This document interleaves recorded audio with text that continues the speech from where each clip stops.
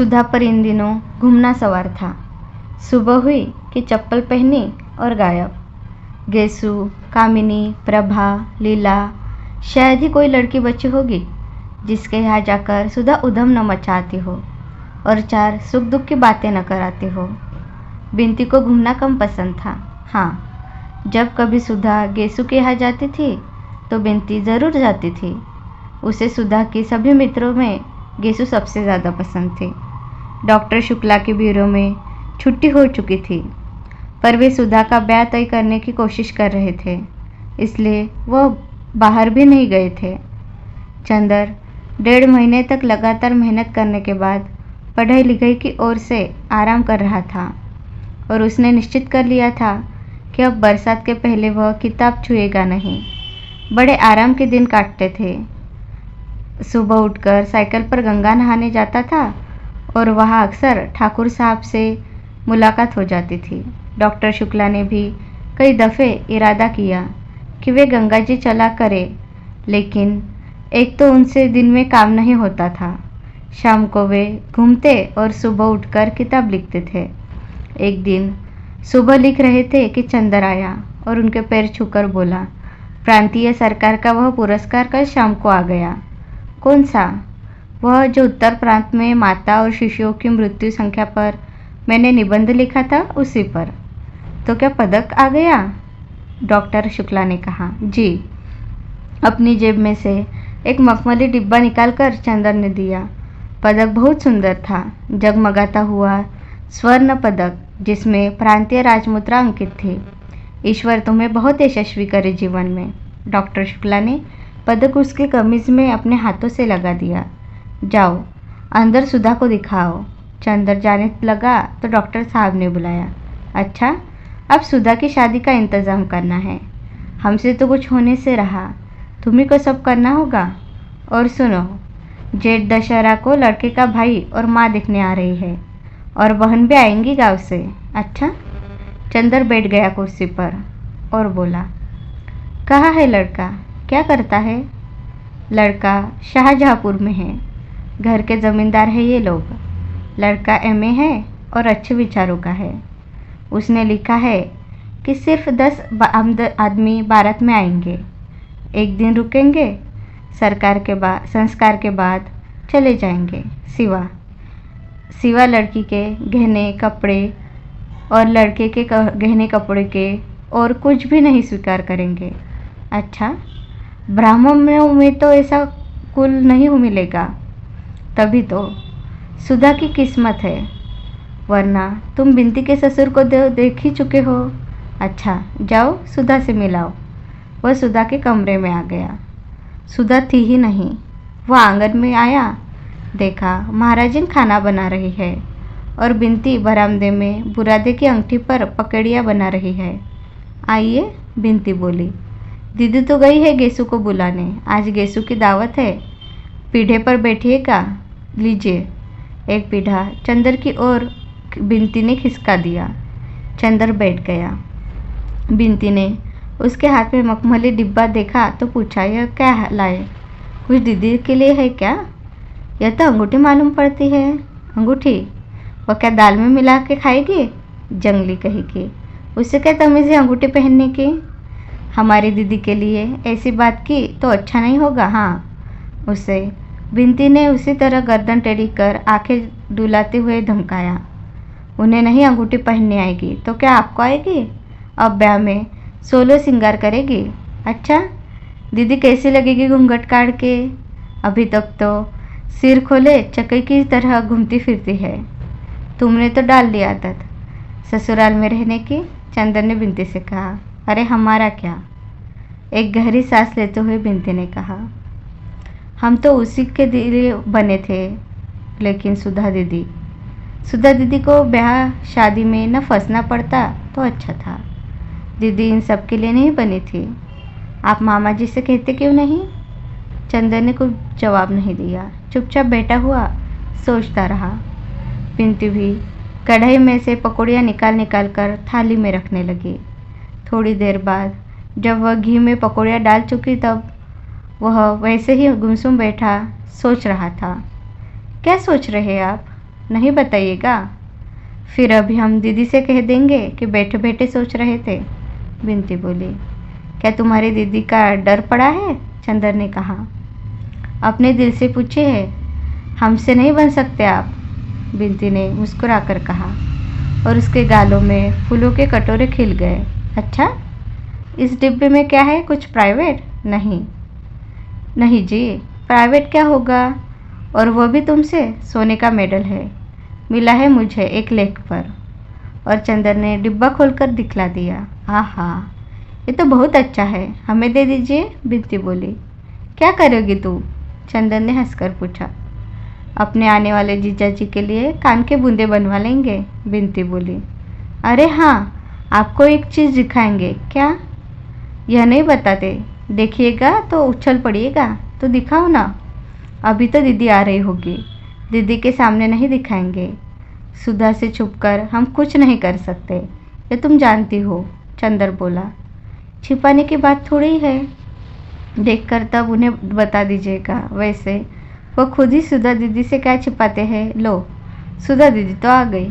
चंदर ने पीछे मुड़कर देखा। सुधा के हाथ में एक लंबा सा सरकंडा था और उसे झंडे की तरफ फहराते हुई चली आ रही थी। चंदर हंस पड़ा। खिल गए दीदी को देखते ही, बिनती बोली और एक गरम पकौड़ी चंदर के ऊपर फेंक दी।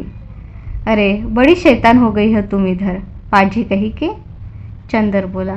सुधा चप्पल उतार कर अंदर आई, झूमती इठलाती हुई चलती आ रही थी। कहो सेठ स्वार्थी माल, चंदर, उसने चंदर को देखते ही कहा। सुबह हुई और पकोड़े की महक लग गई तुम्हें। पीढ़ा खींचकर उसके बगल में बैठ गई और सरकंडा चंदर के हाथ पर रखते हुए बोली, लो, यह गन्ना घर में बो देना और गंडेरी खाना, अच्छा? और हाथ बढ़ाकर एक डिबिया उठा ली और बोली, इसमें क्या है, खोले या ना खोले? अच्छा, खत तो हमारे बिना पूछे खोल लेती हो, इसे पूछ के खोलोगी? अरे, हमने सोचा शायद इस डिब्बे में पम्मी का दिल बंद हो, तुम्हारी मित्र है शायद, स्मृति चिन्ह में वही दे दिया हो। और सुधा ने डिबिया खोली तो उछल पड़ी। ये तो उसी निबंध पर मिला है जिसका चार्ट तुम बनाए थे। हाँ, तब तो ये हमारा है। डिबिया अपने वक्ष में छिपाकर सुधा बोली, तुम्हारा तुम्हारा तो है ही। मैं अपना कब कहता हूँ, चंदर ने कहा। लगा कर देखे? और उठकर सुधा चल पड़ी। बिनती, दो पकौड़ी तो दो। और दो पकौड़ियाँ लेकर खाते हुए चंदर सुधा के कमरे में गया। देखा, सुधा शीशे के सामने खड़ी है और मेडल अपनी साड़ी में लगा रही है। वह चुपचाप खड़ा होकर देखने लगा। सुधा ने मेडल लगाया और क्षण भर तन कर देखती रही, फिर उसे एक हाथ से वक्ष पर चिपका लिया और मुंह झुकाकर उसे चूम लिया। बस कर दिया ना गंदा उसे। चंदर मौका नहीं चुका और सुधा तो जैसे पानी पानी, गालों से लाज की रत्नारी लपटी फूटी और एड़ी तक धधक उठी। फौरन शीशे के पास से हट गई और बिगड़ कर बोली, चोर कही के, क्या देख रहे थे? बिनती इतने में तश्तरी में पकौड़ी कर ले आई। सुधा ने झट से मेडल उतार दिया और बोली, लो, रखो सहज कर। क्यों? पहने रहो ना। ना बाबा, पराई चीज़ अभी खो जाए तो डांट भरना पड़े। और मेडल चंदर की गोद में रख दिया। बिनती ने धीमे से कहा, या मुरलीधर की अधरा न अधरी, अधरा न धरोगी। चंदर और सुधा दोनों छिप गए। लो, गेसु आ गई। सुधा की जान में जान आ गई। चंदर ने बिनती का कान पकड़कर कहा, बहुत उल्टा सीधा बोलने लगी है। बिनती ने कान छुड़ाते हुए कहा, कोई झूठे थोड़े ही कहते हैं। चंदर चुपचाप सुधा के कमरे में पकौड़ियाँ खाता रहा। बगल के कमरे में सुधा, गेसु, फूल और हसरत बैठे बातें करते रहे। बिनती उन लोगों को नाश्ता दे रही थी। उस कमरे में नाश्ता पहुंचकर बिनती एक गिलास में पानी लेकर चंदर के पास आई और पानी रखकर बोली, अभी हलवा ला रही हूँ, जाना मत। और पल भर में तश्तरे में हलवा रखकर ले आई। अब मैं चल रहा हूँ, चंदर ने कहा। बैठो, अभी हम एक चीज़ दिखाएंगे, ज़रा गेसु से बात कराए। बिनती बड़े भोले स्वर में बोली, आइए हसरत मियाँ। और पल भर में नन्हे मुन्ने से 6 वर्ष के हसरत मियाँ तंजेब का कुर्ता और चूड़ीदार पायजामे का पीला रेशम की जैकेट पहने कमरे में खरगोश की तरह उछल आए। आदाबर्ज। बड़े तमीज़ से उन्होंने चंदर को सलाम किया। चंदर ने उसे गोदी में उठाकर पास बिठा दिया। लो हलवा खाओ हसरत। हसरत ने सिर हिला दिया और बोला, गेसू ने कहा था जाकर चंदर भाई से हमारा आदाब करना और कुछ खाना मत, हम खाएंगे नहीं। चंदर बोला, हमारा भी नमस्ते कह दो उनसे जाकर। हसरत उठ खड़ा हुआ। हम कहाँ आए? फिर मुड़कर बोला, आप तब तक हलवा ख़त्म कर देंगे। चंदर हंस पड़ा। नहीं, हम तुम्हारा इंतज़ार करेंगे, जाओ। हसरत सिर हिलाता हुआ चला आया। इतने में सुधा आई और बोली, गेसू की गज़ल सुनो यहाँ बैठकर। आवाज़ आ रही है ना? फूल भी आई है, इसलिए गेसू तुम्हारे सामने नहीं आएगी, वरना फूल अम्मी जान से शिकायत कर देगी। लेकिन वह तुमसे मिलने को बहुत इच्छुक है। अच्छा, यही से सुनना बैठे बैठे। सुधा चली गई। गेसू ने गाना शुरू किया। बहुत महीन, पतली लेकिन बेहद मीठी आवाज़ में, जिसमें कसक और नशा दोनों घुले मिले थे। चंदर एक तकिया टेक कर बैठ गया और उनिंदा सा सुनने लगा। गज़ल ख़त्म होते ही सुधा भाग कर आई। कहो, सुन लिया ना? और उसके पीछे पीछे आया हसरत और सुधा के पैरों में लिपट कर बोला, सुधा, हम हलवा नहीं खाएंगे। सुधा हंस पड़ी। पागल कहीं का, ले खा। और उसके मुंह में हलवा ठूस दिया। हसरत को गोद में लेकर वह चंदर के पास बैठ गई और गेसू के बारे में बताने लगी। गेसू गर्मियाँ बिताने नैनीताल जा रही है। वही अख्तर की अम्मी भी आएंगी और मंगनी की रस्म वही पूरी करेंगी। अब वह पढ़ेगी नहीं, जुलाई तक उसका निकाह हो जाएगा। कल रात की गाड़ी से जा रही है ये लोग, वगैरह वगैरह। बिनती बैठी बैठी गेसू और फूल से बातें कर रही थी। थोड़ी देर बाद सुधा उठकर चली गई। तुम जाना मत, आज खाना यही खाना। मैं बिनती को तुम्हारे पास भेज रही हूँ, उससे बातें करना। थोड़ी देर बाद बिनती आई। उसके हाथ में कुछ था जिसे वह अपने आंचल से छिपाई हुई थी। आई और बोली, अब दीदी नहीं है, जल्दी से देख लीजिए। क्या है? चंदर ने ताज्जुब से पूछा। जीजा जी की फ़ोटो, बिनती ने मुस्कुराकर कहा और एक छोटी सी बहुत कलात्मक फ़ोटो चंदर के हाथ में रख दी। अरे, ये तो मिश्र है, कॉमरेड कैलाश मिश्र। और चंदर के दिमाग में बरेली की बातें, लाठीचार्ज, सभी कुछ घूम गया। चंदर के मन में इस वक्त न जाने कैसा लग रहा था। कभी बड़ा अचरज होता, कभी एक संतोष होता कि चलो, सुधा के भाग्य की रेखा उसे अच्छी जगह ले गई। फिर कभी कभी सोचता कि मिश्र इतना विचित्र स्वभाव का है, सुधा की उससे निभेगी या नहीं। फिर सोचता, नहीं, सुधा भाग्यवान है, इतना अच्छा लड़का मिलना मुश्किल था। आप इन्हें जानते हैं? बिनती ने पूछा। हाँ, सुधा भी उन्हें नाम से जानती है, शक्ल से नहीं, लेकिन अच्छा लड़का है, बहुत अच्छा लड़का। चंदर ने एक गहरी सांस लेकर कहा और फिर चुप हो गया। बिनती बोली, क्या सोच रहे हैं आप? कुछ नहीं। पलकों में आए हुए आंसू रोककर और होठों पर मुस्कान लाने की कोशिश करते हुए बोला, मैं सोच रहा हूँ आज कितना संतोष है मुझे, कितनी खुशी है मुझे कि सुधा एक ऐसे घर जा रही है जो इतना अच्छा है, ऐसे लड़के के साथ जा रही है जो इतना ऊंचा। कहते कहते चंदर की आंखें भर आई। बिनती चंदर के पास खड़ी होकर बोली, छी चंदर बाबू, आपकी आंखों में आंसू, यह तो अच्छा नहीं लगता। जितनी पवित्रता और ऊंचाई आपने सुधा के साथ निभा किया है, यह तो शायद देवता भी नहीं कर पाते। और दीदी ने आपको निश्चल प्यार दिया है, उसको पाकर तो आदमी स्वर्ग से भी ऊंचा उठ जाता है, फौलाद से भी ज़्यादा ताकतवर हो जाता है। फिर आज इतने शुभ अवसर पर आप में कमज़ोरी कहाँ से? हमें तो बड़ी शर्म लग रही है। आज तक दीदी तो दूर, हम तक को आप पर गर्व था। अच्छा, मैं फ़ोटो रख तो आऊँ, वरना दीदी आ जाएंगी। बिनती ने फ़ोटो ली और चली गई। बिनती जब लौटी तो चंद्र स्वस्थ था। बिनती की ओर क्षण भर चंदर ने देखा और कहा, मैं इसलिए नहीं रोया था कि बिनती, मुझे यह लगा कि यह कैसे लगेगा, खैर जाने दो, एक दिन तो ऐसा होता ही है ना, सहना पड़ेगा, बिनती बोली। हाँ सो तो है। अच्छा बिनती, सुधा ने फ़ोटो देखी है? चंदन ने पूछा। अभी नहीं, असल में मामा जी ने मुझसे कहा था यह फ़ोटो दिखा दी सुधा को, लेकिन मेरी हिम्मत नहीं पड़ी।